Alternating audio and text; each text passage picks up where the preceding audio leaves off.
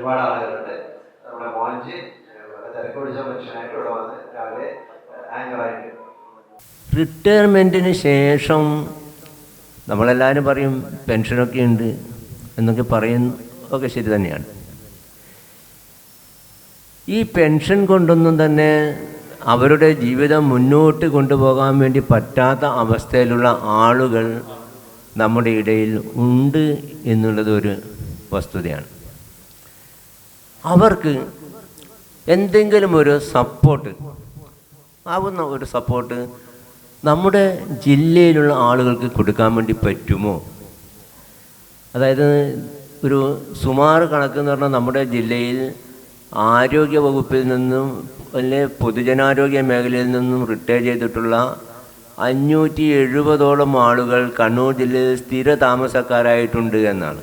നിങ്ങളൊന്ന് ആലോചിച്ച് നോക്കിയേ. നമുക്കാരെയും അറിയില്ല, നമുക്ക് കുറച്ച് ആളുകളെ അറിയുള്ളൂ. ഇന്നിവിടെ വന്നിട്ടുള്ള ഈ 120 പേരും പിന്നെ വരാമെന്ന് അങ്ങനെ കുറച്ച് ആളുകളെ നമുക്കറിയാം. പക്ഷേ 570ഓളം ആളുകൾ ഉണ്ട് എന്നുള്ളതാണ്. ഇപ്പം അഴീക്കോട് പഞ്ചായത്തിൽ തന്നെ ഇത് നളിനി ചേച്ചിയുണ്ട്, രാജമ്മ സിസ്റ്ററുണ്ട്, അവരൊന്നും ഇവിടെ വന്നിട്ടില്ല. ഇന്നിപ്പോൾ എനിക്കിപ്പോൾ ഞാനിപ്പോൾ റിട്ടയർ ചെയ്തിട്ട് 5 വർഷമായി സാർ, 5 വർഷമായി. അപ്പോൾ എനിക്ക് 61 വയസ്സ് കഴിഞ്ഞു.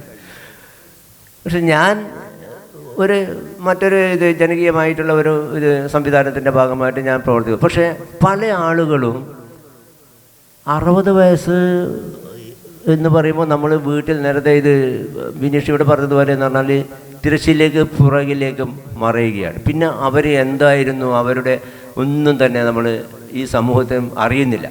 റിട്ടയർ ചെയ്തു, അവരങ്ങനെ തീർന്നു. എന്നാൽ അങ്ങനെ റിട്ടയർ ചെയ്ത് കഴിഞ്ഞാൽ തീരേണ്ടവരാണോ നമ്മൾ? യഥാർത്ഥത്തിൽ അല്ല എന്നുള്ളതാണ്.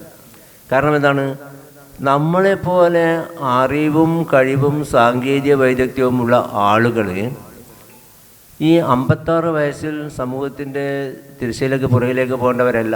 ഒരുപക്ഷെ നമുക്ക് വരുമാനത്തിൻ്റെ മാത്രമല്ല, ഈ നാട് ഇത്രയും കൊല്ലം നമ്മളെ ഗവൺമെൻറ്റും ജനങ്ങളുടെ മുൻകൈയിലും നമുക്ക് നൽകിയുള്ള പരിശീലനങ്ങളും കാര്യങ്ങളൊക്കെ എനിക്കൊന്ന് ഒരു 75. ഇന്നലെ എൻ്റെ കൂടെ മലപ്പട്ടത്തുള്ള ഒരു ബാലേട്ടൻ എന്ന് പറയുന്ന ഒരാളുണ്ടായിരുന്നു. ഭൂഷണമല്ലാത്ത ഇതിൻ്റെ ലക്ഷ്യത്തോടു കൂടി അല്ലാത്ത ഒരു ടീം ഈ രംഗത്ത് ഇടപെടുന്നുണ്ട് എന്ന ഒരവസ്ഥയുണ്ടാവും. നമുക്ക് ആ സിസ്റ്റർ വീട്ടിൽ നിൽക്കുന്ന ആ പയ്യന് കൊടുക്കുന്ന ഒരു മികച്ച ഒരു വേതനവും ഒരു കോർഡിനേഷന് വേണ്ടിയിട്ടുള്ള ഒരു ചെറിയൊരു പൈസയും മാത്രം വാങ്ങിക്കഴിഞ്ഞാൽ എന്ന് പറഞ്ഞാൽ നമുക്കിത് കൊടുക്കാം. അങ്ങനെ നമുക്ക് ആലോചിക്കാൻ വേണ്ടി പറ്റുമോ എന്നുള്ളതാണ്. അതേപോലെ തന്നെ പാലിയേറ്റീവ് കെയറിൻ്റെ രംഗത്ത് പാലിയേറ്റീവ് കെയറിന് വേണ്ടിയിട്ടെന്ന് പറഞ്ഞാൽ ഒട്ടനവധി ഓർഗനൈസേഷൻസ് പ്രവർത്തിക്കുന്നുണ്ട്. പക്ഷേ സാങ്കേതിക വൈദഗ്ധ്യം നേടിയിട്ടുള്ള ആളുകളെല്ലാം പല സംഘടനകളുടെയും പാലിയേറ്റീവ് കെയറിന് വേണ്ടി പോകുന്നത്. അവർ പോകുന്നു, കുറച്ച് എന്തൊക്കെ കാര്യങ്ങളെന്ന് പറഞ്ഞാൽ അത് പല ഇൻട്രസ്റ്റാണ്, അത് അവരുടെ അത് എന്താണെന്നുള്ളത് നമുക്ക് അറിയാമല്ലോ. അപ്പോൾ ആ ഇൻട്രസ്റ്റോടുകൂടി അവർ പെരുമാറുന്നു. പക്ഷേ ഈ ഇദ്ദേഹത്തിന് കിട്ടേണ്ട ആ പാലിയേറ്റീവ് കെയർ എന്ന് പറയുന്ന ആ ഒരു തലമുണ്ടല്ലോ, കൂടുതൽ സമയം അദ്ദേഹത്തോടൊന്ന് ചിലവഴിക്കുക, അദ്ദേഹത്തിന് വേണ്ട ചെറിയ ചെറിയ മെഡിക്കൽ എയ്ഡുകൾ കാര്യങ്ങളൊക്കെ കൊടുക്കുക, അത്തരം കാര്യങ്ങൾ പാടെ അവഗണിക്കുന്നൊരവസ്ഥയുമുണ്ട്. അപ്പോൾ അവിടെയും നമുക്ക് ഒരു നമ്മുടെ മേഖലയിൽ നിന്നുള്ള നമ്മൾ അതിന് സാങ്കേതികമായ പരിശീലനവും ഇതൊക്കെ നേടിയുള്ള ആളുകളും അറിയുന്ന ആളുകളുമാണ്. അപ്പോൾ നമുക്ക് ആ മേഖലയിൽ ചെറിയ ചെറിയ ഇടപെടലുകൾ നടത്താൻ വേണ്ടി പറ്റുമോ? അങ്ങനെയുള്ള കുറച്ച് കാര്യങ്ങളോടൊപ്പം തന്നെ എൻ്റെ മനസ്സിൽ തോന്നിയിട്ടുള്ള മറ്റൊരു കാര്യം എന്ന് പറയുന്നത്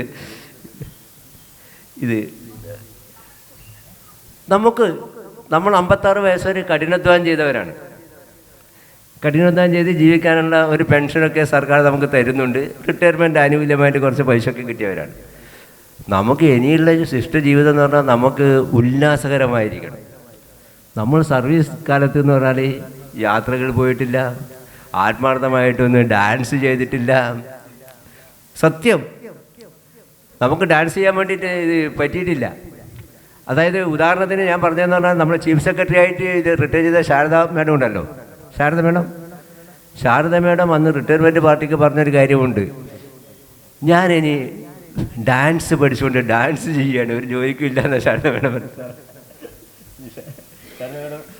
പറഞ്ഞാണ്. ഞാൻ എത്ര വർഷമായി ഈ നാടിന് വേണ്ടിയിട്ട് ഇങ്ങനെ സേവനമനുഷ്ഠിക്കുന്നു, ടെൻഷൻ അടിച്ച് ഇങ്ങനെ ജീവിക്കുന്നു. അപ്പോൾ പത്രക്കാർ ചോദിച്ചു, മാഡം ഇനി ഏതെങ്കിലും തസ്തികയിലേക്ക്? ഞാൻ ഒന്നിലേക്കും ഇല്ല. എനിക്ക് ഇഷ്ടപ്പെട്ട ഇത് മേഖലയായിരുന്നു ഡാൻസ്. എനിക്ക് ഇതുവരെയായിട്ടും ഡാൻസ് പഠിക്കാൻ പറ്റിയിട്ടില്ല.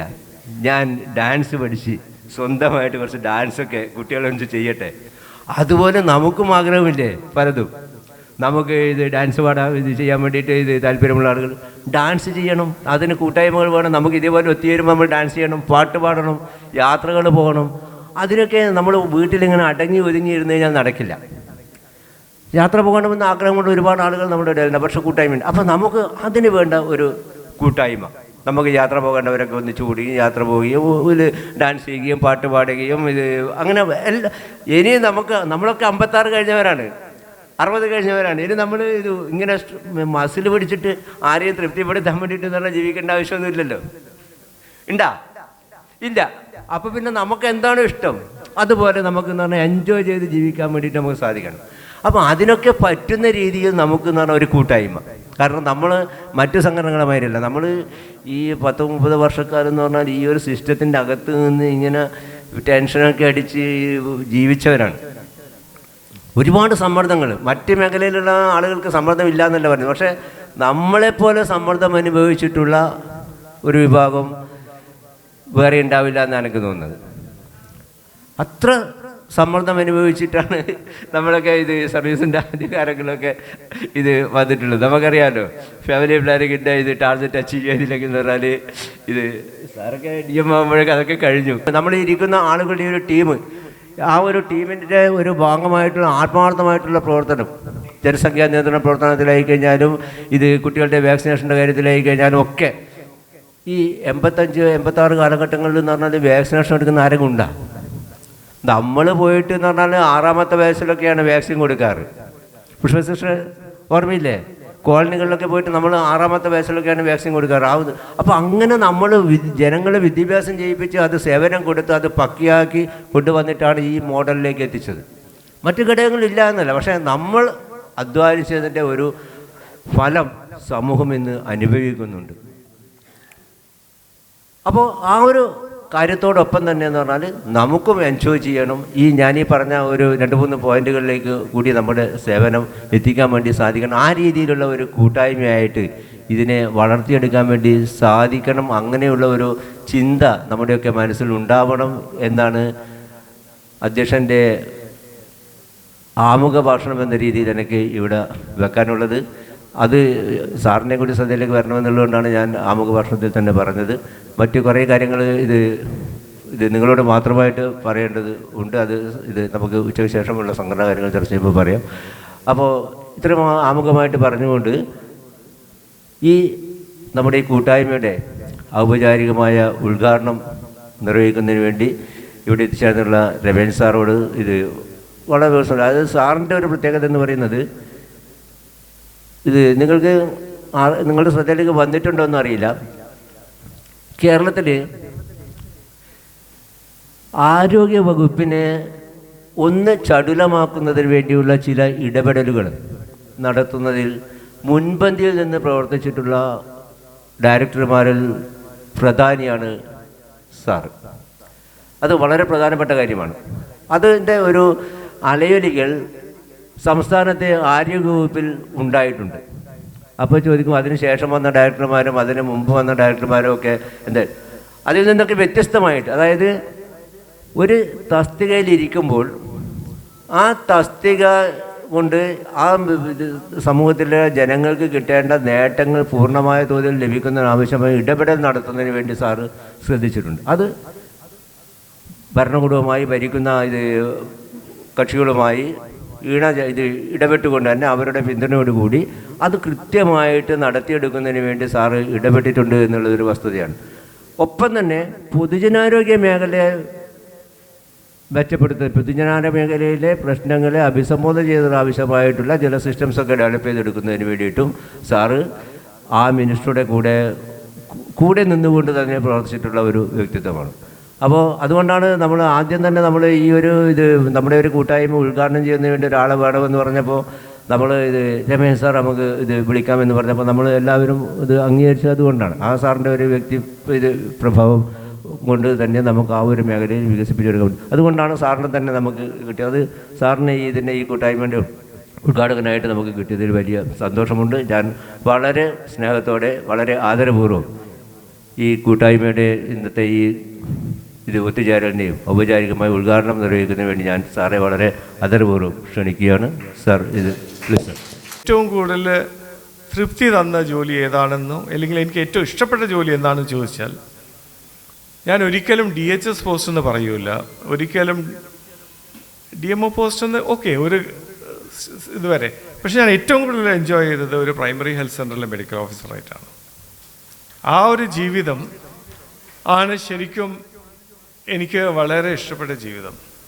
രോഗികളെ നോക്കുന്നത് ഒരു ഭാഗം, പക്ഷെ പൊതുജനാരോഗ്യ രംഗത്ത് നമുക്ക് എന്തൊക്കെ ചെയ്യാൻ സാധിക്കും നിങ്ങളുടെ സഹകരണത്തോടെ നമുക്ക് ചെയ്യാൻ സാധിച്ചാൽ എനിക്ക് എപ്പോഴും ഞാൻ തിരിഞ്ഞു നോക്കുമ്പോൾ അതായിരുന്നു എൻ്റെ ഏറ്റവും ഇഷ്ടപ്പെട്ട ഒരു കാലഘട്ടം സർവീസിൽ, യാതൊരു സംശയമില്ല. ഞാൻ സർവീസിൽ ജോയിൻ ചെയ്തത് ഒരു വളയം CHC സജിത ഒക്കെ അവിടെ ആ സമയത്ത് വർക്ക് ചെയ്യുകയാണ്. അവിടെ ഏറ്റവും ജൂനിയർ മോസ്റ്റ് ആയിട്ടുള്ള അസിസ്റ്റൻറ്റ് സർജനായിട്ടാണ് ജോയിൻ ചെയ്തത്. എനിക്ക് ഹെൽത്ത് സർവീസിനെ പറ്റിയൊന്നും കാര്യമായിട്ട് അറിയില്ലായിരുന്നു, എന്താണ് അവിടെ സംഭവിക്കുന്നതെന്ന്. ഞാൻ വിചാരിച്ച് OP ഇരുന്ന് കുറച്ച് പേഷ്യൻസ് നോക്കണം, അത് കഴിഞ്ഞാൽ 1 മണി കഴിഞ്ഞാൽ വീട്ടിൽ പോവുക. പിന്നെ നമ്മുടെ സ്വന്തം സർവീസ് കയറുന്നതിന് മുമ്പ് പ്രാക്ടീസ് ഉണ്ടായിരുന്നു, ആ പ്രാക്ടീസ് നിലനിർത്താമെന്നുള്ള ആ ധാരണയിലാണ് സർവീസ് കയറുന്നത്. പക്ഷെ വളയം CHC ഞാൻ ജോയിൻ ചെയ്തപ്പോൾ അവിടെ എൻ്റെ മുകളിൽ 2 സിവിൽ സർജൻസും വേറെ ഒരു അസിസ്റ്റൻറ്റ് സർജൻ ഉണ്ടായിരുന്നു. അപ്പോൾ ഞങ്ങൾ 4 ഡോക്ടർമാരുണ്ടായിരുന്നു. അപ്പം ഞാൻ സർവീസ് ജോയിൻ ചെയ്ത് 2 മാസം കഴിയുമ്പോൾ ഈ 5ാമത്തെ വർക്കിംഗ് ഡേയിൽ DMO കോൺഫറൻസ് അത് കോഴിക്കോട് വെച്ചിട്ടാണ് കളക്ടറേറ്റിൽ നടക്കുന്നത്. എൻ്റെ മെഡിക്കൽ ഓഫീസർ പറഞ്ഞു, രമേശ്, ഞാനന്ന് തലശ്ശേരിയിൽ നിന്നാണ് പോകുന്നത്. വളയത്തെ തലശ്ശേരി പോകണമെങ്കിൽ വളരെ ബുദ്ധിമുട്ടിട്ട് തന്നെയാണ് പോകുന്നത്. തലശ്ശേരിയിൽ നിന്ന് ഒരു ബസ് കയറി കല്ലാച്ചി ഇറങ്ങി, കല്ലാച്ചിയിൽ നിന്ന് അവിടെ നിന്ന് ഒരു ജീപ്പിൽ കയറി ഒക്കെ കഷ്ടപ്പെട്ടിട്ടാണ് വളയത്ത് എത്തുന്നത്. അപ്പോൾ എൻ്റെ മെഡിക്കൽ ഓഫീസർ പറഞ്ഞു, രമേശ് ഒരു കാര്യം ചെയ്യും, തലശ്ശേരി ഇത്ര കഷ്ടപ്പെട്ട് വളയത്ത് വരുന്നതല്ലേ, അതിനേക്കാളും നല്ലത് ഒരു ട്രെയിൻ കയറി കോഴിക്കോട് പോയിട്ട് ഈ കോൺഫറൻസ് അറ്റൻഡ് ചെയ്തു എനിക്ക് വേണ്ടിയിട്ട്. ഞാൻ സർവീസ് കയറി 2 മാസമായിട്ടുള്ളൂ. എനിക്കൊരു കെട്ട് കടലാസും തന്നു. അന്ന് മൊബൈൽ ഫോണോ അതൊന്നും ഇല്ലല്ലോ, അതിൽ എന്തൊക്കെ എനിക്കത് ഒന്നും മനസ്സിലായിട്ടില്ല എന്താണ് തന്നതെന്ന് തന്നെ. എന്നോട് പറയും അവിടെ പോയി ഇരുന്നാൽ മതി, അവർ പറയുന്നതെല്ലാം കേട്ടാൽ മതി, ഇങ്ങനെ വന്നാൽ മതി എന്ന് പറയാം. ശരി, ഞാൻ കോൺഫറൻസ് ഹാളിൽ കയറി. ഞാൻ നോക്കുമ്പോൾ ഡിസ്ട്രിക്ട് കളക്ടറാണ് അവലോകനം ചെയ്യുന്നത്, DMO ഇരിക്കുന്നത്. അന്നത്തെ DMO ഒക്കെ ഭയങ്കര സ്ട്രിക്റ്റ് ആയിരുന്നു കേട്ടോ, ഇപ്പോഴെ പോലെയല്ല. ഇപ്പോൾ DMOൻ്റെ മുന്നിൽ നിങ്ങൾക്ക് കയറി ഇറങ്ങാം, പക്ഷെ അന്നൊക്കെ DMOനെ കാണുമ്പോൾ നമ്മൾ മുട്ട് വിറക്കുക. അങ്ങനത്തെ ഒരു കാലഘട്ടമായിരുന്നു ആ സമയത്ത്, ഏർലി 90s. അതിന് മുമ്പേ അതുപോലെ തന്നെയായിരിക്കും. ഞാൻ എൻ്റെ ജീവിതത്തിൽ അന്ന് വരെ ആരും എന്നെ ഗെറ്റ് ഔട്ട് അടിച്ചിട്ടില്ല. ഞാൻ സ്കൂളിൽ പഠിക്കും, ഞാനൊരു പട്ടാളക്കാരൻ്റെ മകനായതുകൊണ്ട് ആ ചിട്ടയിലൊക്കെ ഡിസിപ്ലിനിൽ വളർന്ന ഒരാളാണ്, കേന്ദ്ര വിദ്യാലയത്തിൽ പഠിച്ച ആളാണ്. അപ്പോൾ എനിക്ക് ഇതൊക്കെ ഒരു പുതിയ ഒരു വല്ലാത്തൊരു വിഷമമുണ്ടാക്കിയൊരു അനുഭവമായിപ്പോയി എന്നെ ഗെറ്റ് ഔട്ട് അടിച്ചത്. അപ്പോൾ ഞാൻ ഗെറ്റ് ഔട്ട് അടിച്ചു, ഞാൻ പുറത്ത് വന്നു. കോഴിക്കോടല്ലേ, കോഴിക്കോട് മെഡിക്കൽ കോളേജിൽ പഠിച്ചുകൊണ്ട് കോഴിക്കോട് എനിക്ക് ഇഷ്ടപ്പെട്ട ഒരു നഗരമാണ്. ഞാൻ കോഴിക്കോടെല്ലാം കറങ്ങി തിരിച്ച് വീട്ടിൽ വന്ന് നെക്സ്റ്റ് ഡേ വളയം CHC വീണ്ടും പോയപ്പോൾ മെഡിക്കൽ ഓഫീസറിൻ്റെ അടുത്ത കടലാസൊക്കെ തിരിച്ചു കൊടുത്ത് എന്നോട് ചോദിച്ചു എന്ത് സംഭവിച്ചു എന്ന്. ഞാൻ എന്താ സംഭവിച്ചെന്ന് പറഞ്ഞു കൊടുത്തു. അപ്പോൾ സാറ് ചിരിച്ചുകൊണ്ട് പറയും, രമേശ് ഇതൊക്കെ സാധാരണയാണ്, കുഴപ്പമൊന്നുമില്ല എന്ന്. അപ്പോൾ ഞാൻ വിചാരിച്ചു ഇതൊക്കെ സാധാരണയാണ്, ഒരാളെ ഗെറ്റ് ഔട്ട് അടിച്ചിട്ട്.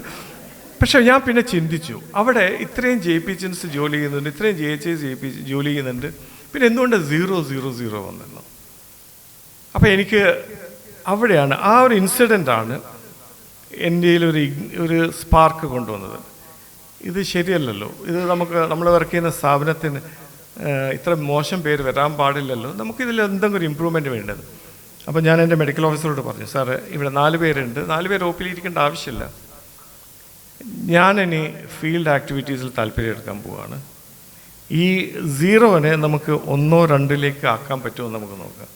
നമ്മളെ ടോപ്പിലെത്തണ്ട, ഈ 0 എന്നുള്ള ആ ഒരു സ്റ്റാറ്റസ് നമുക്ക് മാറ്റാൻ പറ്റുമെന്ന്.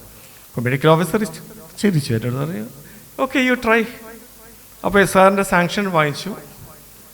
ഞാൻ OPയിൽ ഇരിക്കുന്നത് കുറച്ചു, ഫീൽഡ് ആക്ടിവിറ്റീസിൽ ഇൻട്രസ്റ്റ് എടുക്കാൻ തുടങ്ങി. ഞാൻ എൻ്റെ കൺസേൺ JPHSും JHIമാരൊക്കെ ആയിട്ട് ആശയവിനിമയം ചെയ്തു. അവർക്കൊരു സപ്പോർട്ടീവ് സൂപ്പർവിഷനൊക്കെ കൊടുത്തു. അവരെ മോട്ടിവേറ്റ് ചെയ്തു.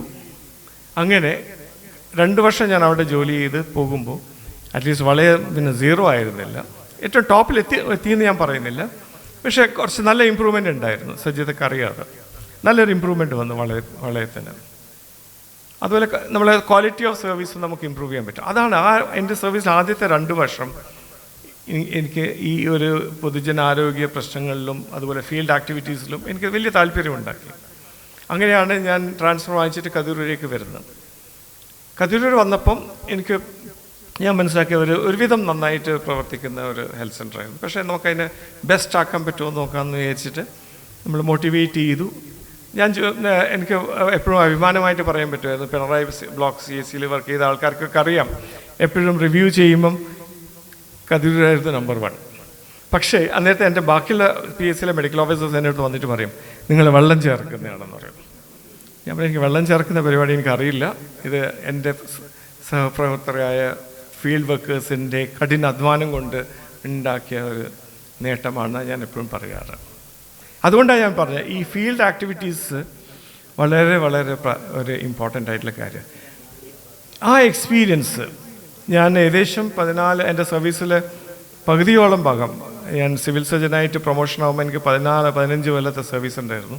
ആ 15 കൊല്ലവും വിവിധ പ്രാഥമിക ആരോഗ്യ കേന്ദ്രങ്ങൾ, കൂടുതലും കതിരൂർ തന്നെ പ്രവർത്തിക്കുമ്പോൾ എനിക്ക് ജനങ്ങളായിട്ടും പഞ്ചായത്തിലെ ആൾക്കാർ, പഞ്ചായത്ത് പ്രസിഡൻറ്റും മെമ്പേഴ്സൊക്കെ ആയിട്ടും പിന്നെ കമ്മ്യൂണിറ്റിയിലെ പ്രധാനപ്പെട്ട ലീഡേഴ്സൊക്കെ ആയിട്ട് ഇൻട്രാക്ട് ചെയ്തിട്ട് കാര്യങ്ങൾ മനസ്സിലാക്കാൻ സാധിച്ചുകൊണ്ട് അത് എനിക്ക് പിന്നീട് ഞാൻ DMO ആയപ്പോഴും പിന്നെ DHS ആയപ്പോഴും വളരെ എന്നെ സഹായിച്ചു. അപ്പോൾ DHS ആയിരുന്നപ്പോൾ എനിക്ക് അത്ര വലിയ ഇതിൻ്റെ പറ്റി ടെൻഷൻ ഉണ്ടായിട്ടില്ല. കാരണം നല്ലൊരു എക്സ്പീരിയൻസ് ആയിരുന്നു നമുക്ക് ഇവിടുന്ന് കിട്ടിയത്. ആ എക്സ്പീരിയൻസാണ് ആരോഗ്യ വകുപ്പിൽ ഞാൻ അഡീഷണൽ ഡയറക്ടർ പബ്ലിക് ഹെൽത്ത് ആയപ്പോഴും DHS ആയപ്പോഴും എനിക്ക് ആ എക്സ്പീരിയൻസ് വളരെ മാറ്റർ ചെയ്തു, അതിന് സംശയമൊന്നുമില്ല. ആ എക്സ്പീരിയൻസിന് പിന്നിൽ നിങ്ങൾ തന്നെയാണ്. കാരണം ഇപ്പോൾ ഫുട്ബോൾ ടീം നോക്കും, ഒരു കോച്ചിന് കോച്ചിങ് ചെയ്യാനേ പറ്റുള്ളൂ. പക്ഷെ കളിച്ചിട്ട് ഗോൾ അടിക്കേണ്ടതും ഗോൾ വഴങ്ങാതിരിക്കേണ്ടതും കഴിവ് പ്ലെയേഴ്സിൻ്റെയാണ്. അതുപോലെ തന്നെയാണ് ഇവിടെയും. നിങ്ങളെ ഫീൽഡ് വർക്കേഴ്സ് ആയിരുന്നു യഥാർത്ഥ പ്ലെയേഴ്സ്. മേലെ ഇരിക്കുന്ന മെഡിക്കൽ ഓഫീസേഴ്സും DMO ഒക്കെ നമ്മളൊരു കോച്ചിങ് ഒരു സ്ഥാനത്താണ് നിൽക്കുന്നത്. അപ്പോൾ എപ്പോഴും ഞാൻ ഹെൽത്ത് ഡിപ്പാർട്ട്മെൻറ്റിൽ എനിക്ക് ഏറ്റവും കൂടുതൽ അപ്രിസിയേഷനുള്ളത് ഫീൽഡ് സ്റ്റാഫിനോടും അതുപോലെ ആശുപത്രി ഭാഗത്ത് തെറാപ്പറ്റിക് കാര്യത്തിൽ നോക്കിക്കഴിഞ്ഞാൽ എനിക്ക് ഏറ്റവും കൂടുതൽ അപ്രിസിയേഷൻ ഉണ്ടായിരുന്നത് സ്റ്റാഫ് നഴ്സിനോടായിരുന്നു. അവരെ മീറ്റിങ്ങിലും ഞാൻ പറയുമായിരുന്നു, ഒരു പേഷ്യൻ്റ് ഹോസ്പിറ്റലിൽ അഡ്മിറ്റായി കഴിഞ്ഞാൽ 23 മണിക്കൂർ 55 മിനിറ്റ് നിങ്ങളാണ് പേഷ്യൻറ്റിനെ നോക്കുന്നത്, ഡോക്ടർ 5 മിനിറ്റേ നോക്കുന്നുള്ളൂ എന്ന്, ചിലപ്പോൾ അതിനേക്കാൾ കുറവേ നോക്കുന്നുള്ളൂ എന്ന്. അപ്പോൾ ഫീൽഡ് വർക്കേഴ്സും സ്റ്റാഫ് നഴ്സൊക്കെയാണ് യഥാർത്ഥ ബാക്ക് ബോൺ നമ്മളെ ഒരു പബ്ലിക് ഹെൽത്ത് സംബന്ധിച്ചോളം. പബ്ലിക് ഹെൽത്ത് പറയുമ്പോൾ നമ്മളെ ജോലി ചെയ്ത കാലഘട്ടത്തിലുള്ള ആ സിറ്റുവേഷൻ മാറി. ഇപ്പോൾ നേരത്തെ സൂചിപ്പിച്ച പോലെ അന്ന് ഏറ്റവും കൂടുതൽ കോൺസെൻട്രേഷൻ ചെയ്യുന്ന എത്ര NSV ചെയ്തു, എത്ര കോപ്പറേറ്റീവ് ചെയ്തു, അതിൽ നിന്നെല്ലാം നമ്മൾ മാറി. ഇപ്പം നമുക്ക് പൊതുജന ആരോഗ്യത്തിൽ കൂടുതൽ പുതിയ ചാലഞ്ചസ് ആണ് വരുന്നത്. ഇപ്പോൾ ആരോഗ്യ മേഖലയിൽ സംബന്ധിച്ചോളം കേരളം നമ്പർ 1 പറയും. പക്ഷെ എന്നിരുന്നാലും നമുക്ക് ഇനിയും കുറേ കാര്യങ്ങൾ ശ്രദ്ധിക്കേണ്ട കാര്യങ്ങളുണ്ട്. ഇപ്പോൾ ആരോഗ്യ മേഖലയിലെ പ്രശ്നങ്ങൾ ഇപ്പം നോക്കിക്കഴിഞ്ഞാൽ ഏറ്റവും പ്രശ്നങ്ങളുള്ളത് കുറേ മേഖലയുണ്ട്. ഒന്ന്, എമർജിങ് ആൻഡ് റീഎമർജിങ് ഇൻഫെക്ഷൻസ്. എന്തുകൊണ്ടാണ് നമുക്ക് എല്ലാ വർഷവും നിപ്പ ഔട്ട്ബ്രേക്ക് വരുന്നത്? എന്തുകൊണ്ടാണ് ഇപ്പോൾ അമീബിക് മെനിഞ്ചോഎൻകെഫലൈറ്റിസ് ഔട്ട്ബ്രേക്ക് വന്നത്? അത് 2-3 വർഷമായിട്ട് ഒരു ഇഷ്യൂ ആയി മാറിയിരിക്കുന്നു. എന്തുകൊണ്ട് നമുക്ക് മറ്റുള്ള പകർച്ചവ്യാധികൾ നമ്മൾ നിർമ്മാർജ്ജനം ചെയ്തു എന്ന് അവകാശപ്പെട്ട പകർച്ചവ്യാധികൾ വീണ്ടും തിരിച്ചു വരുന്ന ഒരു പ്രവണത കാണുന്നു? പുതിയ ഇൻഫെക്ഷൻസ്, കൊറോണ പോലത്തെ പുതിയ ഇൻഫെക്ഷൻസ് ഒരു ചാലഞ്ചായിട്ട് വരുന്നു. കൊറോണേൻ്റെ മ്യൂട്ടേഷൻ ചെയ്തിട്ടുള്ള പുതിയ ജനറ്റിക് ഫോംസ് വന്നിട്ട് നമുക്ക് അത് ഒരു വലിയ ചാലഞ്ചായി മാറുന്നു. ഒരു ഭാഗത്ത് കമ്മ്യൂണിക്കബിൾ ഡിസീസിൻ്റെ ഒരു emerging and re emerging issues, മറ്റു ഭാഗത്ത് നോക്കിക്കഴിഞ്ഞാലോ ജീവിതശൈലി രോഗങ്ങൾ, നോൺ കമ്മ്യൂണിക്കബിൾ ഡിസീസിൻ്റെ ഒരു ഹബ്ബായി മാറിയിരിക്കുകയാണ് നമ്മുടെ സംസ്ഥാനം. ഹൈപ്പർ ടെൻഷനും ഡയബറ്റീസും കൊറോണറി ആർട്ടറി ഡിസീസും റീനൽ പ്രോബ്ലമും ഒക്കെ വർദ്ധിച്ചു വരികയാണ്. അതെന്തുകൊണ്ടാണ് നമ്മൾ പ്രോപ്പർലി അഡ്രസ്സ് ചെയ്യുന്നുണ്ടോ എന്നുള്ളതാണ്. ഇപ്പോൾ അതിന് നമുക്ക് പോളിസി ഡിസിഷൻസിൽ എന്തെങ്കിലും മാറ്റം വരുത്തണമോ? നമ്മൾ കൂടുതൽ ഡയാലിസിസ് സെൻറ്റർ ഉണ്ടാക്കുന്നു, കൂടുതൽ കാത്ത് ലാബ് കൊണ്ടുവരുന്നു. അത് വേണ്ടാന്ന് ഞാൻ പറയുന്നില്ല. ഡയാലിസിസ് സെൻറ്ററിലേക്ക് വരുന്ന രോഗികളുടെ എണ്ണം നമുക്ക് കുറക്കണ്ടേ? കാത്ത് ലാബിൻ്റെ ആവശ്യമുള്ള രോഗികളുടെ എണ്ണം നമുക്ക് കുറക്കണ്ടേ? അതിനോട് നമുക്ക് അതനുസരിച്ചുള്ള പോളിസി ഡിസിഷൻ വേണ്ടേ? അപ്പോൾ എന്താണ് നമ്മളെ പ്രിവെൻറ്റീവ് ആസ്പെക്റ്റിൽ നമ്മൾ പ്രിവെൻറ്റീവ് ആൻഡ് പ്രൊമോഷനിലേക്ക് നമ്മളുടെ ശ്രദ്ധ കുറയുന്നുണ്ടോ എന്നുള്ളൊരു സംശയം വരുന്നു. കാരണം നമ്മളിപ്പോൾ കൂടുതലായിട്ട് തെറാപ്യൂട്ടിക് സൈഡും ടെറിഷറി കെയറിനും കൂടുതൽ ഫണ്ട്സ് അലോട്ട് ചെയ്യുമ്പോൾ പ്രൈമറി കെയർ നമ്മളെ ഫണ്ട്സ് കുറഞ്ഞു പോകുന്നുണ്ടോ എന്നൊരു സംശയം. ഇപ്പോൾ GDPൻ്റെ ലെസ് ദൻ 2% ആണ് ഹെൽത്തിന് നമ്മൾ ഉപയോഗിക്കുന്നത് തന്നെ വളരെ കുറവാണ്. ആ കുറഞ്ഞ ബഡ്ജറ്റ് അലോട്ട്മെൻറ്റിൽ തന്നെ പ്രിവെൻറ്റീവ് ആൻഡ് പ്രൊമോഷന് നമ്മൾ എത്രത്തോളം അലോട്ട്മെൻറ്റ് നടത്തുന്നു എന്നുള്ളത് ഒരു ക്വസ്റ്റ്യൻ മാർക്കാണ്. സോ ഈ ഫീൽഡിൽ ജനങ്ങളുടെ ഉണ്ടാക്കുന്ന അവെയർനെസ്, അതുപോലെ തന്നെ പ്രോപ്പർ ഫോളോ അപ്പ്. ഇപ്പോൾ ഒരാൾ ഹൈപ്പർ ടെൻഷൻ ആയാലും ഡയബറ്റീസ് വന്നാലും ആ രോഗി ഹാർട്ട് ഡിസീസിലേക്കോ അല്ലെങ്കിൽ കിഡ്നി ഡിസീസിലേക്കോ അല്ലെങ്കിൽ ബ്രെയിൻ ഡിസീസിലേക്കോ പോകാതെ അവരുടെ പ്രോപ്പർ ഫോളോ അപ്പും പ്രോപ്പർ ട്രീറ്റ്മെൻറ്റും പിന്നെ കോംപ്ലിക്കേഷൻസുള്ള സ്ക്രീനിങ്, ഇത്തരം കാര്യങ്ങളിൽ നമ്മൾ കൂടുതൽ ശ്രദ്ധിക്കുന്നുണ്ടോ ഇല്ലയോ എന്നുള്ളൊരു സംശയം വരുന്നു. അതുകൊണ്ടല്ലേ ഇപ്പോൾ കൂടുതൽ ഡയാലിസിസ് സെൻറ്റർ ആവശ്യം വരുന്നതും കൂടുതൽ കാത്ത് ലാബ് ആവശ്യം വരുന്നതും. ഇപ്പോൾ ആരോട് ചോദിച്ചാലും ഞാൻ ആൻജിയോപ്ലാസ്റ്റി ചെയ്തു, ഞാൻ സ്റ്റെൻറ്റ് ഇട്ടു എന്നാണ് പറയുന്നത്, അല്ലേ? നിങ്ങൾ കുടുംബത്തിൽ നോക്കൂ, നിങ്ങൾ സമൂഹത്തിൽ നോക്കൂ, നിങ്ങൾ ആരുടെ സംസാരിക്കുമ്പോൾ ഇവിടെ ഇരിക്കുന്നവർ തന്നെ മെജോറിറ്റി ആൾക്കാർക്ക് സ്റ്റെൻറ്റ് ഉണ്ട്, ഞാൻ ഉൾപ്പെടെ സ്റ്റെൻറ്റ് ഉണ്ട്, സ്റ്റെൻറ്റ് വെച്ചിട്ടാണ് നടക്കുന്നത്. അപ്പോൾ ഇത് എന്തുകൊണ്ട് വരുന്നു? ഇപ്പം നമ്മളുടെ ഫോക്കസ് ഷിഫ്റ്റ് ചെയ്യുന്നു. അത് എന്തുകൊണ്ടാണെന്ന് എന്താ വെച്ചാൽ, ഞാൻ എൻ്റെ എക്സ്പീരിയൻസ് മനസ്സിലാക്കിയത്, ഈ പഞ്ചായത്ത് തലത്തിൽ പ്രോജക്ട്സ് വെക്കുമ്പോൾ അവർക്കൊരു വിസിബിലിറ്റി ഫാക്ടർ വേണം. പഞ്ചായത്ത് പ്രസിഡന്റ് 5 വർഷത്തെ ഭരണം കഴിയുമ്പോൾ ആ ഭരണസമിതി പറയണം, ഈ 5 വർഷത്തിൽ എൻ്റെ പഞ്ചായത്തിൽ ഞാൻ ഇന്നേ കാര്യങ്ങൾ ചെയ്തു. അതിന് ഒരു വിസിബിലിറ്റി വേണം. അപ്പോൾ തീർച്ചയായിട്ടും അവിടുത്തെ പ്രാഥമിക ആരോഗ്യ കേന്ദ്രത്തിലോ അല്ലെങ്കിൽ ബ്ലോക്ക് PHCയിലോ അല്ലെങ്കിൽ താലൂക്ക് ആശുപത്രിയിലോ ഒരു ഡയാലിസിസ് സെൻറ്റർ തുടങ്ങുമോ അല്ലെങ്കിൽ വേറെ ഏതെങ്കിലും സാധനം ലാബ് തുടങ്ങുകയോ ഒക്കെ ചെയ്തു കഴിഞ്ഞാൽ അതിൻ്റെ വിസിബിലിറ്റി ഉണ്ടാവും. പക്ഷെ അതേ സമയത്ത് പ്രിവെൻറ്റീവ് ആൻഡ് പ്രൊമോഷണൽ ആക്ടിവിറ്റീസ് ചെയ്യുമ്പോൾ അതിന് വേണ്ടത്ര വിസിബിലിറ്റി അവർക്ക് കാണില്ല, അവർക്ക് പറയാനൊന്നും ഉണ്ടാവില്ല, പക്ഷെ അവർ ചെയ്തിട്ടുണ്ടാവും. ആ ഒരു ചേഞ്ച് നമ്മൾ വരുത്തണം. അപ്പം അവിടെയാണ് ഈ കൂട്ടായ്മ. ഇവിടെ ഈ കൂട്ടായ്മയുടെ പേര് തന്നെ പറഞ്ഞിരിക്കുന്ന Kerala public health retired employed ഫോറമാണ്. പക്ഷേ ഞാൻ ആ റിട്ടയർഡ് എന്നുള്ള വാക്കോട് വിയോജിക്കുന്നു. നമ്മളൊരിക്കലും റിട്ടയർ ചെയ്യില്ല. നമ്മൾ റിട്ടയർ ചെയ്യുമോ? നമ്മൾ ഇത്രയും വർഷം 35-40 വർഷമൊക്കെ ഇവിടെ സമൂഹത്തിൽ ഇറങ്ങി പൊതുജന ആരോഗ്യത്തിന് വേണ്ടിയിട്ടും സമൂഹത്തിന് വേണ്ടി ഇത്രയും പ്രവർത്തിച്ച ആൾക്കാർക്ക് എങ്ങനെ റിട്ടയർ ചെയ്യാൻ പറ്റും? നമ്മൾ മരണം വരെ we are public health workers or activist, അതിന് സംശയമൊന്നുമില്ല. അതുകൊണ്ട് റിട്ടയർ എന്നുള്ള വാക്ക് നമ്മൾ തലേന്ന് എടുത്തു കളയാം. നമ്മൾ ഡെഫിനറ്റ്ലി എപ്പോഴും ആക്റ്റീവായിരിക്കണം. എങ്ങനെ ആക്റ്റീവ് ആവാൻ പറ്റും? ഇവിടെ ഇപ്പോൾ സുനിൽ കുറച്ച് കാര്യങ്ങൾ പറഞ്ഞു. എനിക്ക് പറയാനുള്ളത്, നമ്മൾ സമൂഹത്തിൻ്റെ ഒരു പ്രധാനപ്പെട്ട ഒരു ഭാഗമാണെന്ന് നമ്മൾ സ്വയം തീരുമാനിക്കണം. ആണെന്നുള്ള നമുക്കൊരു ആ വിചാരം വരണം. റിട്ടയർ ചെയ്ത് നമ്മൾ വെറുതെ ഇരിക്കണ്ട. ശരിയാണ്, നമുക്ക് കൊച്ചുമക്കളൊക്കെ വരും. നമ്മുടെ മക്കൾ കല്യാണമെല്ലാം കഴിഞ്ഞ് അവർക്ക് കുട്ടികളാവുമ്പം നമ്മളെ ഗ്രാൻഡ് പാരൻസൊക്കെ ആകുമ്പോൾ അതിൻ്റെ സന്തോഷമൊക്കെ ഉണ്ട്. നമ്മൾ കുടുംബത്തിൽ കുറച്ചും കൂടി കാര്യങ്ങൾ ശ്രദ്ധിക്കുന്നതൊക്കെ ശരി തന്നെ. പക്ഷേ നമ്മൾ ചുറ്റും എന്ത് സംഭവിക്കുന്നതും കൂടി നമ്മൾ അറിയണം. ഇപ്പോൾ ഇവിടെ ഇരിക്കുന്ന ഓരോരുത്തർക്കും സമൂഹത്തോട് റെസ്പോൺസിബിലിറ്റി ഉണ്ട്. നിങ്ങളുടെ ഏരിയയിൽ എന്തെങ്കിലും പ്രശ്നം വരുമ്പം അവിടെ നിങ്ങൾ ഒരു ലീഡർഷിപ്പ് എടുക്കണം. ഒരു ഔട്ട്ബ്രേക്ക് വരുമ്പോൾ നിങ്ങൾക്ക് ലീഡർഷിപ്പ് എടുക്കാം. നിങ്ങൾക്ക് പഞ്ചായത്തിലെ ഒരു അഡ്വൈസറി റോൾ പോലെ എടുക്കാം. അത് വോളണ്ടറി. നമ്മൾ ആർക്ക് നമ്മൾ വിചാരിക്കേണ്ട എപ്പോഴും സാലറിക്ക് വേണ്ടിയിട്ട് മാത്രം നമ്മൾ ജോലി ചെയ്യുന്നതല്ല, അല്ലെങ്കിൽ ഓണറേറിയം പറ്റാൻ വേണ്ടിയിട്ടല്ല. നമ്മൾ സമൂഹത്തിന് തിരിച്ചു കൊടുക്കാൻ നമുക്ക് പലതും ചെയ്യാൻ പറ്റും. അപ്പോൾ നമ്മളെ പഞ്ചായത്തിൽ ഹെൽത്തിൻ്റെ കാര്യത്തിൽ ഒരു അഡ്വക്കസി അല്ലെങ്കിൽ ഒരു മെൻറ്റർഷിപ്പ്, ഒരു ലീഡർഷിപ്പ് നമുക്കൊരു എപ്പോഴും ചെയ്യാൻ പറ്റും. നിങ്ങൾക്ക് വോളണ്ടറി ചെയ്തിട്ട് ഇപ്പോഴും ഹെൽത്ത് അവയർനെസ് ക്ലാസ്സസ് എടുക്കാൻ പറ്റും. പക്ഷേ നിങ്ങൾ അപ്ഡേറ്റഡ് ആക്കണം, അത് വേറെ കാര്യം. നമ്മൾ പ്രവർത്തിച്ച സമയത്തുള്ള കാര്യങ്ങളെല്ലാം ഇപ്പോൾ ഡെയിലി ഇവോൾവ് ചെയ്തുകൊണ്ടിരിക്കുന്നത്, മാറിക്കൊണ്ടിരിക്കുന്നുണ്ട്. അപ്പോൾ നമ്മളെല്ലാവരും അപ്ഡേറ്റഡ് ആയി കഴിഞ്ഞാൽ ഡെഫിനറ്റ്ലി അപ്ഡേറ്റഡ് ആവണം. അപ്പോൾ ഈ കൂട്ടായ്മയോടെ എനിക്ക് ഒരു അഭ്യർത്ഥന ഉള്ളത്, അപ്ഡേഷൻ കൂടി വേണം.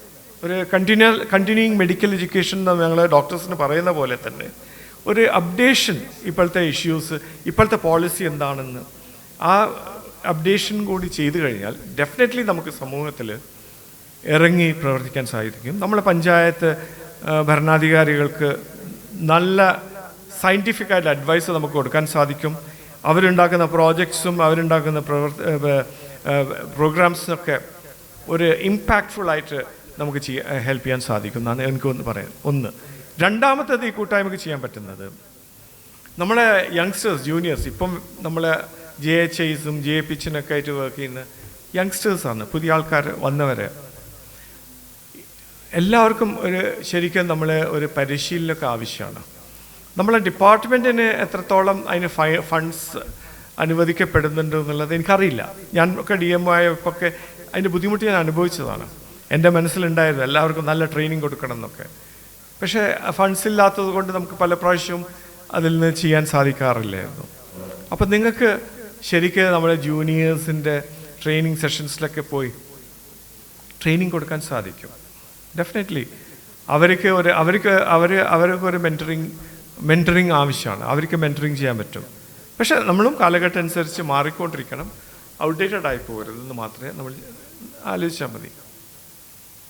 അതുപോലെ ഇത് നിങ്ങൾക്ക് എഴുതാനൊക്കെ നല്ല കഴിവുള്ള ധാരാളം ആൾക്കാരുണ്ട്. നിങ്ങളൊക്കെ നല്ല ലേഖനങ്ങളൊക്കെ എഴുതണം, നിങ്ങളെ എക്സ്പീരിയൻസ് വെച്ച്.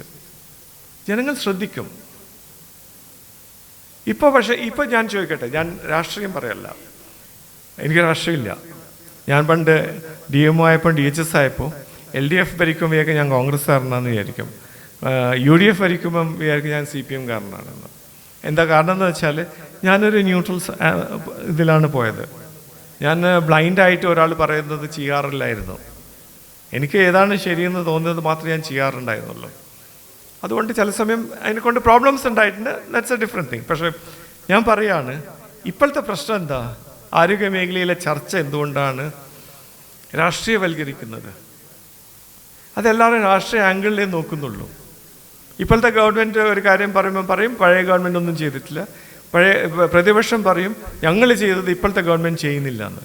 ആക്ച്വലി അതല്ല. ആക്ച്വലി എന്താണെന്ന് വെച്ചാൽ അത് ശരിക്ക് നമ്മൾ പ്രസൻറ്റ് ചെയ്യപ്പെടുന്നില്ല. ആര് പ്രസൻറ്റ് ചെയ്യുന്നതനുസരിച്ചിരിക്കും. ഇവിടെ ഗവൺമെൻറ് മാറി മാറി വരും. LDF വരാം, UDF വരാം, ഗവൺമെൻറ് മാറി മാറി വരും. പക്ഷെ പെർമനൻ്റ് ആരാ? പെർമനൻ്റ് നമ്മൾ. ആര് വന്നാൽ നമ്മൾ തന്നെയല്ലേ permanent. Field workers, doctors, nurses, ആരോഗ്യമേഖലയിൽ പ്രവർത്തിക്കുന്ന എല്ലാവരും പെർമനൻ്റ് ആണ്. അത് ഏത് ഗവൺമെൻറ് വന്നാലും. അപ്പോൾ നമ്മളുടെ ജോലി ഏത് ഗവൺമെൻറ് വന്നാലും നമ്മൾ ആത്മാർത്ഥമായി ജോലി ചെയ്ത് പൊതുജനാരോഗ്യത്തിന് വേണ്ടിയിട്ട് നമ്മൾ ചെയ്യാം. എനിക്ക് ഒന്ന് രണ്ട് നല്ല ഓർമ്മകളുള്ളത് ഇപ്പോൾ ഞാൻ ചിന്തിക്കാറുണ്ട്.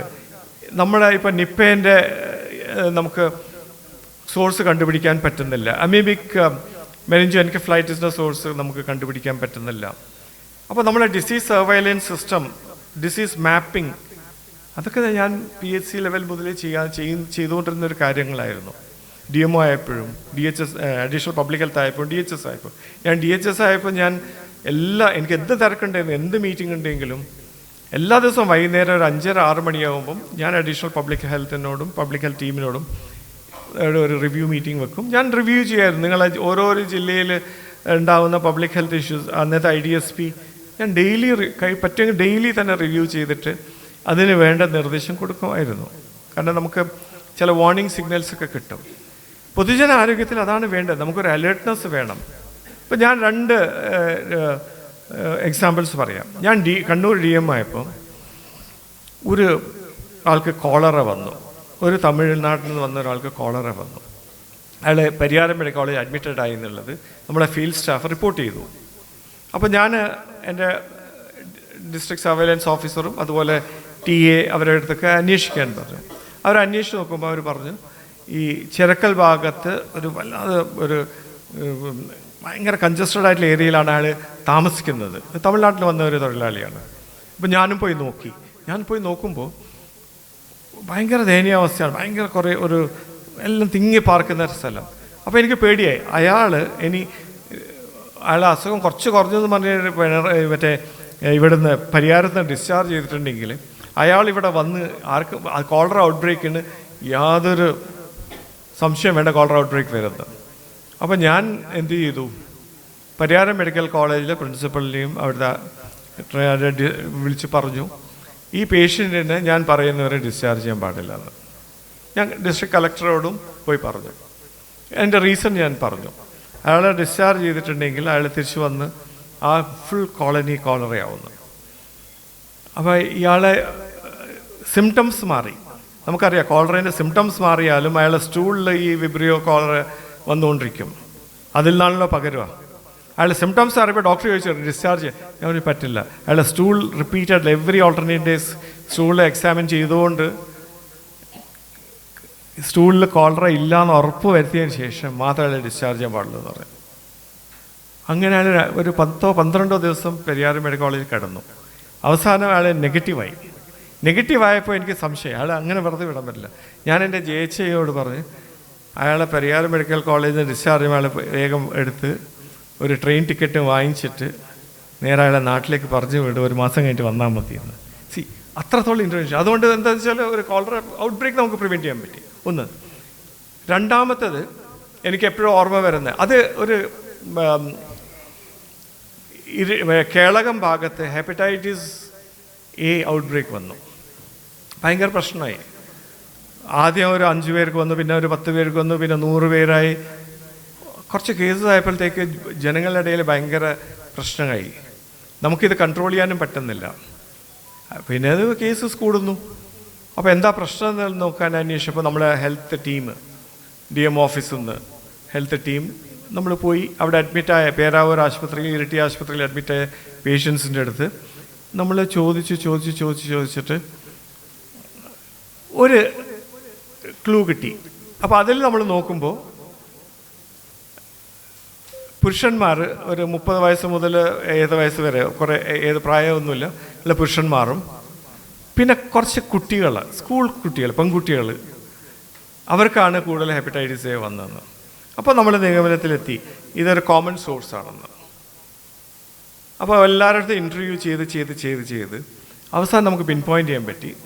അവിടെ ഒരു സ്ഥലത്ത് ഒരു കടയിൽ നിന്ന് ഈ പുരുഷന്മാർ ജോലി ചെയ്ത് കഴിഞ്ഞിട്ട് അവരെ ആൽക്കഹോളിൽ മിക്സ് ചെയ്യാൻ വേണ്ടിയിട്ടുള്ള സോഡയും വെള്ളം അവിടെ നിന്നാണ് വാങ്ങാറ്. അത് കുടിച്ചു.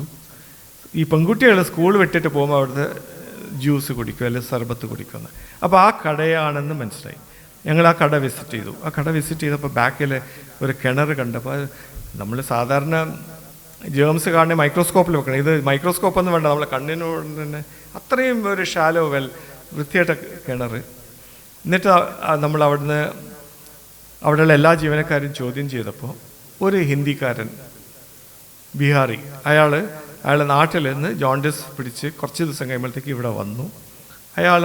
ആണ് പെരുമാറുന്നത് അവിടെ. അപ്പോൾ അയാളായിരുന്നു സോഴ്സ്. അപ്പോൾ ഈ കിണർ ആണ് സോഴ്സ്.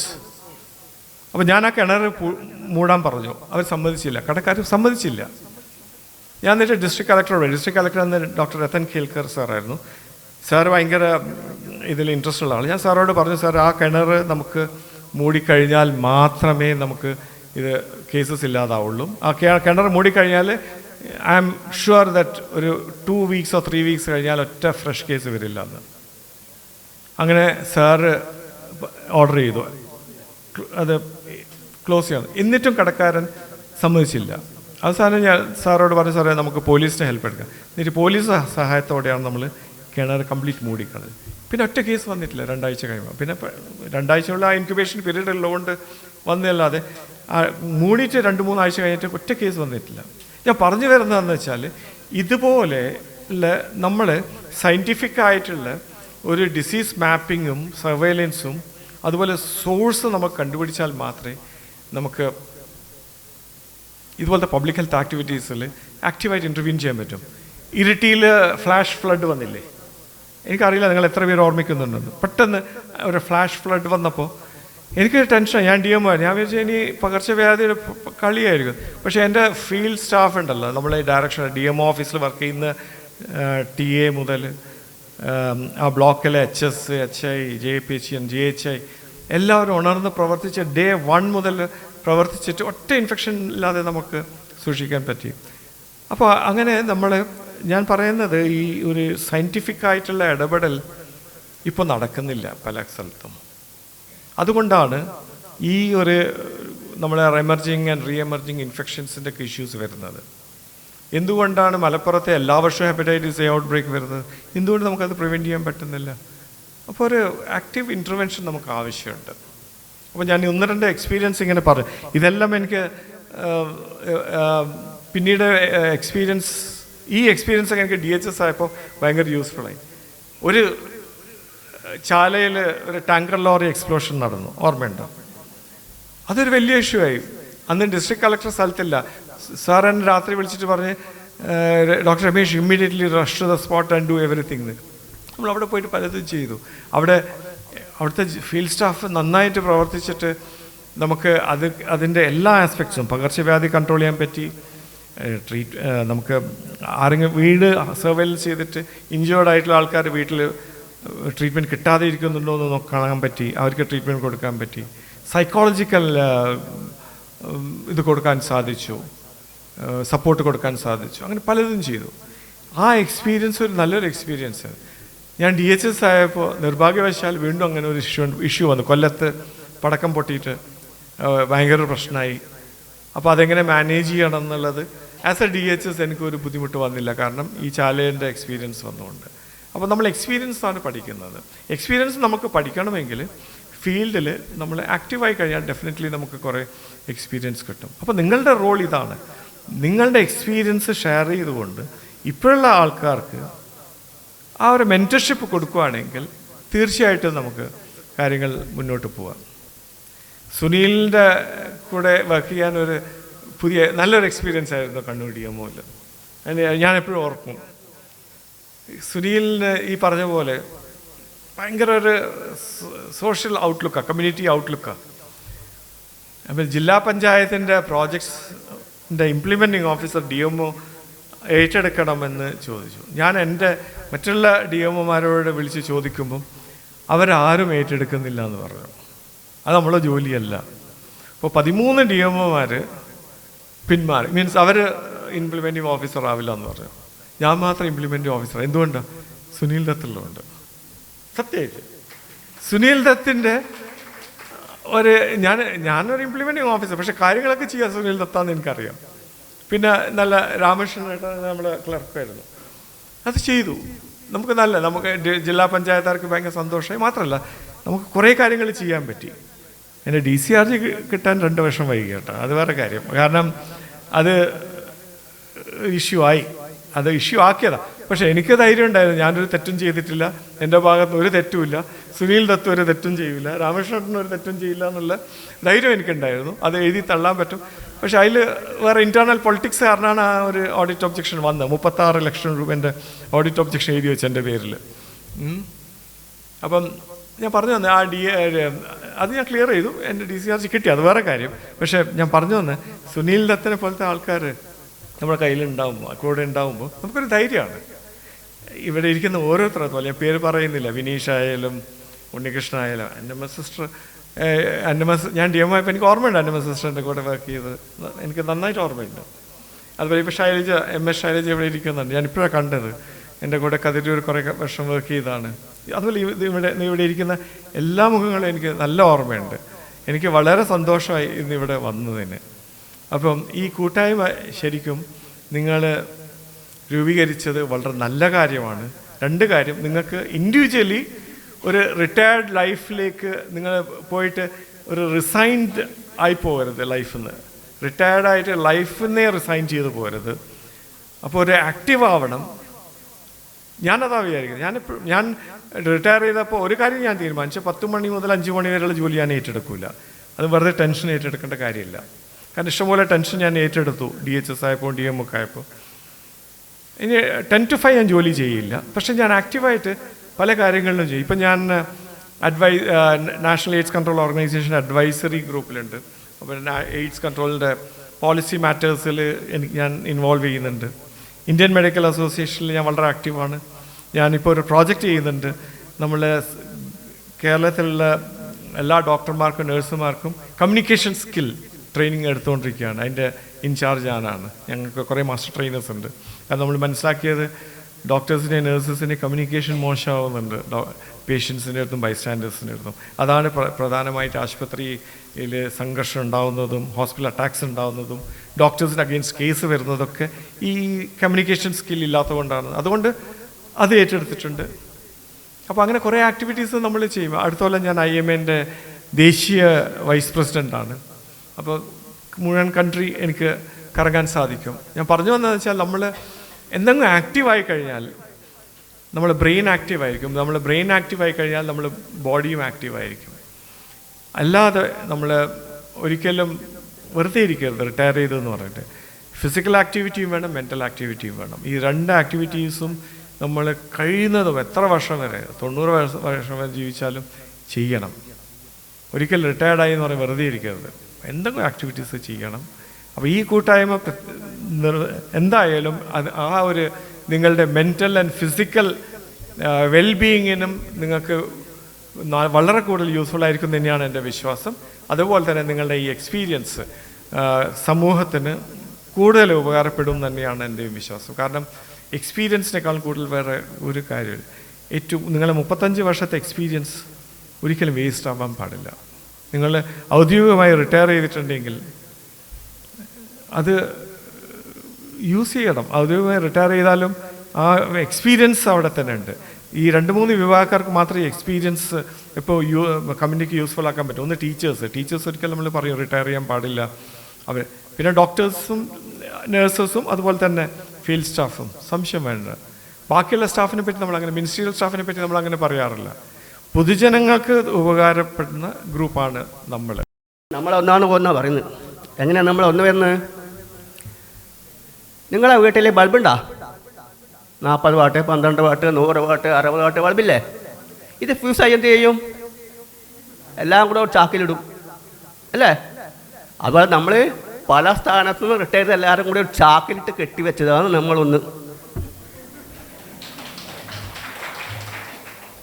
അല്ലേ? സ്റ്റാറ്റസ് ഒന്നും നോക്കുന്നില്ല, എല്ലാവരും കൂടെ ഒന്ന് റിട്ടയറായി. അപ്പോൾ നമ്മൾ റിട്ടയറായിട്ടോ നമ്മളൊക്കെ ഉണ്ട് മറന്നിട്ടോ മിന്തിനോ മനത്തിൽ തുളുമ്പോ മൗനാനുരാഗത്തിൻ ലോലഭം. നമ്മൾ റിട്ടയർ ചെയ്തിട്ടും നമ്മുടെ മനസ്സിൽ എന്തെല്ലോ ചെയ്യാൻ വേണ്ടിക്കൊരു ആഗ്രഹം ഉണ്ട് ഇല്ലേ? ഉണ്ട്. നമ്മളിപ്പോൾ ഒന്നും ചെയ്യാതെ വീട്ടിലിരിക്കുക, ഒന്നും ചെയ്യുന്നില്ല. ചിലർ പറയും അയ്യോ എനിക്ക് വയ്യപ്പാ, ചിലവർക്ക് താല്പര്യമില്ല എല്ലാം പറയും. ചിലർ ഇപ്പോൾ ആരോഗ്യക്കാർ എന്നിട്ട് നടക്കണം വരിക്കും. ഞാൻ നാളെ പോയി നടക്കും. രാവിലെ എണീക്കുമ്പോൾ കുറച്ച് പോയി എന്തോ നാളെ മറ്റന്നാളെ നടക്കാം, അങ്ങനെ മറ്റന്നാൾ നടക്കാം. ഒരു നടത്തം ഉണ്ടാവില്ല.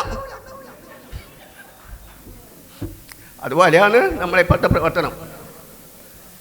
അപ്പോൾ നമ്മൾ ഒന്നായി പ്രവർത്തിച്ചാൽ ഒരു മാറ്റം ഉണ്ടാവും സമൂഹത്തിൽ. പക്ഷേ ഓരോരുത്തരും വയ്യാന്ന് പിന്നെ ചാക്ക് കീറി ബൾബ് കെട്ടിച്ച ബൾബ് കെട്ടിച്ചില്ലേ, ചാക്ക് കീറി എന്ത് ചെയ്യും? ബൾബ് ഓരോന്ന് പുറത്തു പോകും. അതുപോലെ നമ്മൾ ഒന്നായിട്ട് പ്രവർത്തിക്കുന്നില്ലെങ്കിൽ വയ്യാന്ന് ഓരോരുത്തരും പോയാൽ പിന്നെ നമ്മളൊന്നില്ല, നമ്മളൊന്നിൻ്റെ കാര്യം പോകാം. അപ്പോൾ അതുകൊണ്ട് എല്ലാവരും ഒത്തം വെച്ചിട്ട് പ്രവർത്തിക്കണം. കാരണം പഴയ പോലല്ല ഇന്നത്തെ. കൊല്ലത്തിൽ നമുക്ക് 1-2 ഇങ്ങനെ വീട്ടിൽ ഇങ്ങനെ വീട്ടിൽ സംസാരിച്ച പോയാൽ പറ പോലെ കലാപരിപാടി നടത്തണം, കായികമായിട്ടെല്ലാം നടത്തണം, ഓട്ടം ചാട്ടെല്ലാം വേണം. നമ്മൾ കഴിയുന്ന പോലെ നമ്മളെ മറ്റുള്ളവർ നോക്കുന്നേ 10 ആളോടെ ഒരാൾക്കല്ല പൈസ, 2 പൈസ കിട്ടുമല്ലോ എന്ന് വെച്ചിട്ട് തോറ്റവരെ കൊളിയാക്കണോ? വേണ്ട, നമുക്ക് ഒരാവശ്യം ഉണ്ടാവില്ലേ? അതുകൊണ്ടിട്ട് KPHനെ അവിടെ ഇരിക്കാൻ വിടില്ല. കോൺഫറൻസിന് കിടുകിട കാല് കുറച്ച് വേണമായിരുന്നു പണ്ട് പോകാൻ. ഇപ്പോൾ ഒന്നും വേണ്ട, ഡയറിയും വേണ്ട, ഒന്നും വേണ്ട, ആരും പരിശോധനയ്ക്ക് ഇറങ്ങുന്നില്ലെന്നാണ് എൻ്റെ വിചാരം. കുത്തിവെപ്പ് അത് ആളെ കേട്ടങ്ങ് പൊക്കോളൂ കുത്തിവെക്കാൻ. ഇന്ന് അത് പോയി പറഞ്ഞ ആളെ ജയിച്ചയ്ക്കാണ് കാല് കിടുകിട ഉറപ്പം. പ്രവർത്തകരെല്ലാം കൂടെ 30-31 തീയതികളിൽ ക്ലോറിനേഷൻ നടത്തുന്നെന്ന് പറഞ്ഞിട്ട് ഞാനൊരാളെയും കണ്ടില്ല. ബ്ലീച്ചിങ് പൗഡറും കണ്ടില്ല, ക്ലോറിനേഷനും കണ്ടില്ല. ആൾക്കാരെ ചേർത്ത് പിടിക്കാൻ കരുതലോടുകൂടി അവരുടെ കാര്യങ്ങൾ കാണാൻ നമുക്ക് ഇനിയെങ്കിലും കഴിയണം എന്നാണ് ഇതുമായി ബന്ധപ്പെട്ടിട്ട് എനിക്ക് ആദ്യമായിട്ട് പറയാനുള്ളത്. ഒട്ടനവധി പേർ, ഞാനിപ്പം ഇതുമായി ബന്ധപ്പെട്ട് കുറച്ച് ആൾക്കാരെ ബന്ധപ്പെട്ടപ്പോൾ വീട്ടിൽ നിന്ന് വെളിയിൽ ഇറങ്ങാൻ പറ്റാത്ത രീതി, മക്കളൊക്കെ തന്നെ വിദേശങ്ങളിലും അതുപോലെ രാജ്യത്തിന്റെ പല സ്ഥലങ്ങളിലും ജോലി ചെയ്യുന്ന ആൾക്കാരെ നമുക്ക് കാണാൻ കഴിയും. അവർക്കൊന്നും ഇങ്ങോട്ട് വരാൻ പറ്റാത്ത സ്ഥിതിയാണ്, നടക്കാൻ പോലും പറ്റാത്ത സ്ഥിതിയുള്ള ആൾക്കാരുണ്ട്. അത്തരം ആൾക്കാരെ അതാത് മേഖലയിലുള്ള നമ്മുടെ ആൾക്കാരെ ചെന്ന് കാണുകയും ഒരു നല്ല വാക്ക് പറയുകയും അവരോട് സംസാരിക്കുകയും ചെയ്യും. അത്തരത്തിലുള്ള ഒരു പരിപാടി കൂടി ഇതിന്റെ ഭാഗമായിട്ട് നമുക്ക് ഉണ്ടാക്കിയെടുക്കണം എന്നാണ് എനിക്ക് പറയുന്നത്. അകൈതവുമായിട്ടുള്ള നന്ദി രേഖപ്പെടുത്തിക്കൊണ്ട്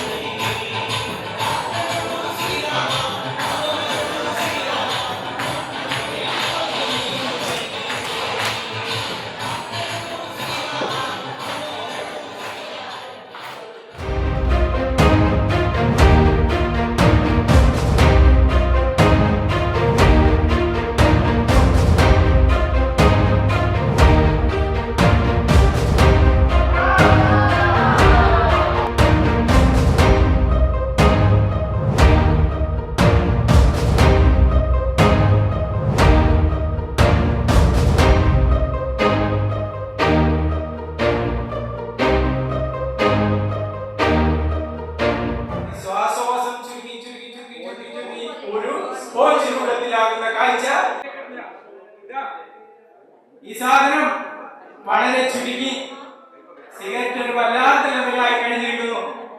ഓക്കെ, താങ്ക് യു. ഒരു കാഴ്ച നമുക്ക് കാണുന്നത്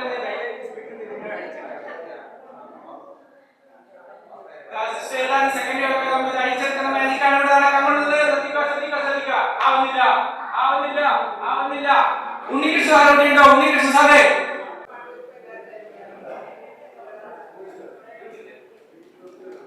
ചീട്ടിന് ചെറിയൊരു പ്രശ്നം വന്നിട്ടുണ്ട്.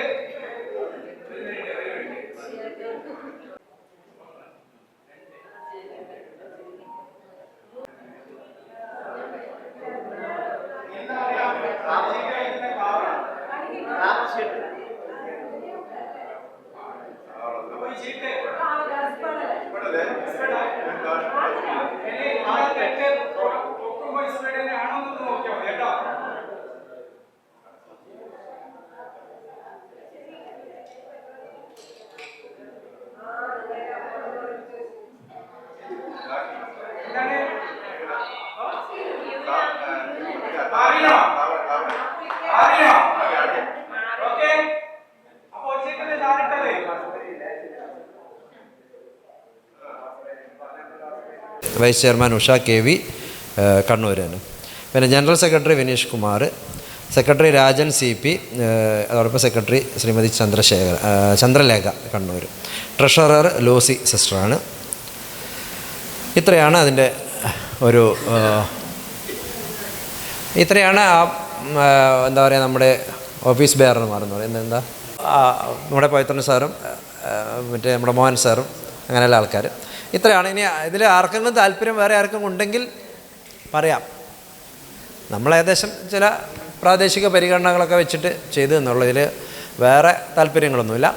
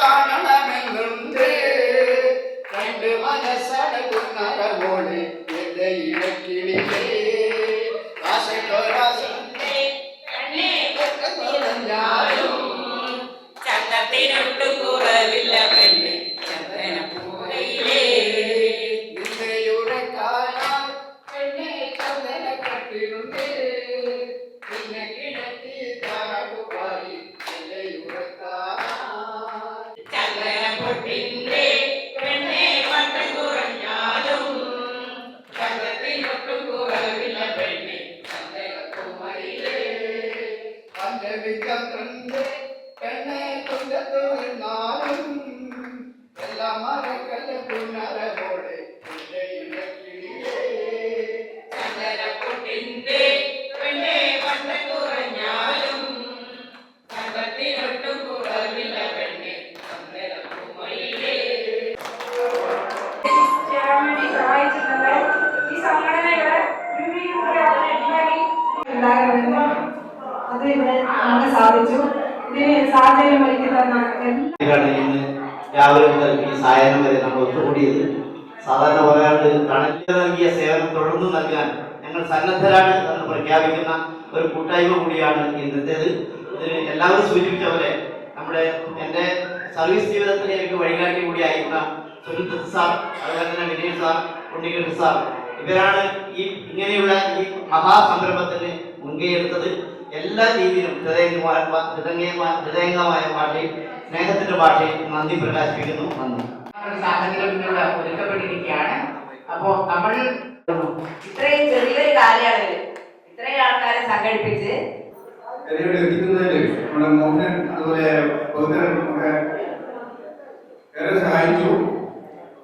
കാസർഗോഡ് ജില്ലയിലെ കൂട്ടായ്മയിൽ ഞാൻ പലപ്പോഴും പോകുന്നതാണ്. കണ്ണൂർ ജില്ലയിൽ ആദ്യത്തേതാണ് അറിയുന്നു. ഏതായാലും തുടർന്നുള്ള പ്രവർത്തനങ്ങളിൽ എല്ലാ ഭാഗത്തും സജീവമായ ഇടപെടൽ ഉണ്ടാവും. പറ്റാവുന്ന ആൾക്കാരെ കൂട്ടിച്ചേർക്കാനും തുടർന്നുള്ള പ്രവർത്തനത്തിന് എല്ലാ പിന്തുണ നൽകുന്നു. ഏറെ സന്തോഷം. എല്ലാ മേഖലയിൽ നിന്നും നമ്മളെ ഒഴിവാക്കിക്കൊണ്ടിരിക്കുന്ന ഒരു സാഹചര്യത്തിൽ എല്ലാം രീതിയിൽ പ്രവർത്തിക്കാൻ പറ്റുന്ന ഒരു ഗ്രൂപ്പാണ് നമ്മൾ. ഒരു പൂന്തോട്ടത്തിലെ മക്കളെ പോലെ നല്ലൊരു കൂട്ടായ പ്രവർത്തനം. അതിന് എത്ര അഭിനന്ദനം ശരിയാവില്ല. അപ്പോ ഇതുപോലെ നമുക്ക് സഹായമായ രീതിയിൽ ഇതിന്റെ നേതൃത്വം നല്ല നല്ല നിർദ്ദേശങ്ങളും അഭിപ്രായങ്ങളൊക്കെ നൽകിക്കൊണ്ട് എല്ലാവരെയും ഒത്തുപിടിച്ച് ഒരുമിച്ച് മുന്നോട്ട് കൊണ്ടുവരാൻ സാധിക്കണം എന്ന് പറഞ്ഞു. കണ്ണൂർ ഗ്രൂപ്പ് എംപ്ലോയീസ് ഫോറം നമ്മുടെ സാറ് പറഞ്ഞ പോലെ റിട്ടയർഡ് പേര് നമുക്ക് ഒഴിവാക്കുന്നതായിരിക്കും കുറച്ചുകൂടി നല്ലത് എന്നല്ല ആശയം ഞാൻ പറഞ്ഞിട്ടായിരുന്നു നേരത്തെ ഗ്രൂപ്പിൽ. അത് നമുക്കൊന്ന് വേണമെങ്കിൽ അത് ഇഷ്യൂന്ന സമയത്ത് ചെയ്യാവുന്നതാണ്. നമ്മൾ സാർ പറഞ്ഞാൽ നമ്മുടെ റിട്ടയർ ചെയ്യുന്നില്ല, ആക്റ്റീവായിട്ട് നമ്മുടെ പൊതു രംഗത്ത് നമ്മൾ പ്രവർത്തിക്കാൻ സജ്ജമായിട്ടുള്ള ആളുകളാണ് ഇപ്പോഴും നമ്മൾ തെളിയിച്ചുകൊണ്ടിരിക്കുകയാണ്. നമ്മുടെ ഉദ്ഘാടകൻ ഡോക്ടർ രമേശ് സാർ ഉൾപ്പെടെയുള്ള ഈ പരിപാടിയിൽ ഇന്ന് ഈ സമയം വരെ പങ്കെടുത്ത മുഴുവൻ ആളുകൾക്കും ഒറ്റ വാക്കിൽ നന്ദി രേഖപ്പെടുത്തിക്കൊണ്ട് ഞാൻ നിർത്തുന്നു.